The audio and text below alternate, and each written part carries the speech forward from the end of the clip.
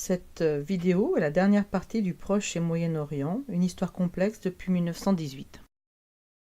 Nous avons déjà expliqué dans une première partie que de 1918 à 1940, la France et le Royaume-Uni ont convoité cet espace. Dans une deuxième partie, nous avons pu démontrer que cette région carrefour, riche en hydrocarbures, est au cœur des enjeux de la guerre froide.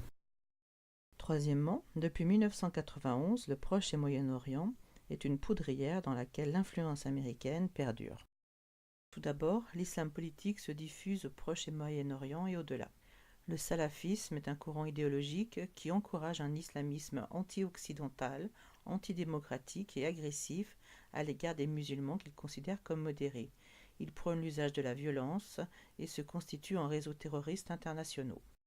Le réseau Al-Qaïda de Ben Laden élargit son audience et son recrutement.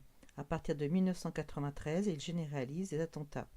En 2001, les attaques du 11 septembre aux États-Unis vont déstabiliser la région. George Bush mène alors une guerre contre l'axe du mal. En octobre 2001, une coalition internationale sous mandat de l'ONU attaque l'Afghanistan qui héberge Al-Qaïda. En 2003, les États-Unis entrent en guerre contre l'Irak de Saddam Hussein, suspecté de détenir des armes de destruction massive. Celui-ci tombe à la suite de cette invasion, mais un mouvement de protestation internationale voit le jour, critiquant la politique unilatérale des États-Unis. La création de l'État islamique, Daesh, accroît l'influence mondiale de cet islam politique. Cette organisation utilise Internet et les réseaux sociaux pour asseoir sa communication et attirer de nouveaux combattants. La multiplication des attentats en Europe et l'afflux de réfugiés créent des tensions importantes, comme les divisions politiques, la xénophobie ou la question des contrôles ou de fermeture des frontières de la forteresse européenne. Ensuite, les populations locales aspirent à des réformes sociales et à plus de démocratie. Internet devient donc un média dangereux pour des régimes autoritaires. En effet, à partir de 2010 et la révolution de Jasmin débutée en Tunisie, les populations arabes organisent des manifestations géantes pour renverser les pouvoirs autoritaires en place. Ben Ali tombe en Tunisie en 2010, Moubarak et Morsi en 2011 et 2014 pour l'Égypte. En Syrie, les opposants au monarque en place Bachar el-Assad essuient une répression sévère.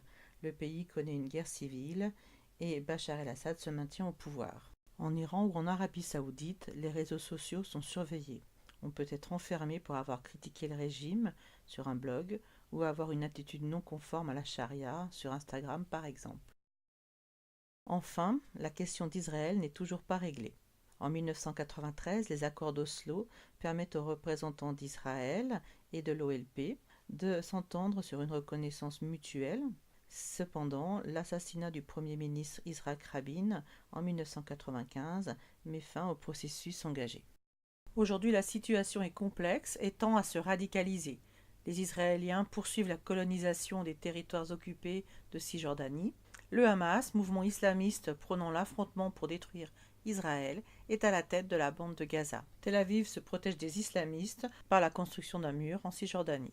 Et les autorités de Tel Aviv mettent en place un blocus autour de Gaza et n'hésitent pas à y intervenir militairement. Par ailleurs, le statut de Jérusalem comme capitale éternelle et indivisible pour l'État d'Israël n'est pas reconnu par la communauté internationale, sauf par les États-Unis, depuis décembre 2017. Au final, le Proche et Moyen-Orient est bel et bien une zone belligène par la multiplicité des problèmes qui complexifient toute tentative de pacification. Les enjeux sont visibles à toutes les échelles.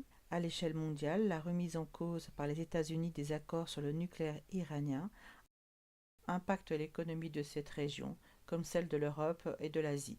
La haine séculaire entre chiites et sunnites, entre arabes et perses, s'exprime dans la lutte pour le leadership régional entre l'Arabie saoudite et l'Iran, ou pour le contrôle d'un État, comme l'Irak par exemple.